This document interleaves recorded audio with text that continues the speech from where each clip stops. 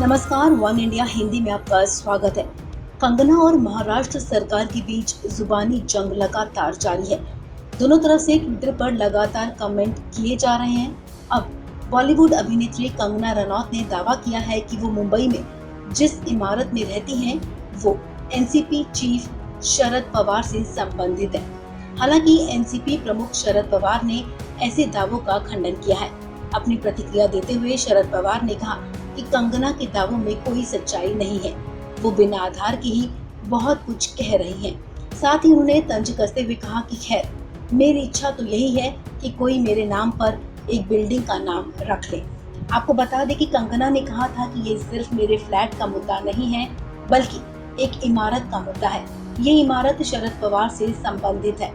हमने उनके हिस्सेदार से फ्लैट खरीदा है, इसलिए वो इसके लिए जवाबदेही है। इस बीच कंगना के दावे को लेकर जब मीडिया ने शरद पवार से सवाल किया तो उन्होंने इसे खारिज कर दिया। पवार ने व्यंग्यात्मक लहजे में कहा, ये मेरी इच्छा है कि कोई मेरे नाम पर एक इमारत का नाम रख ले।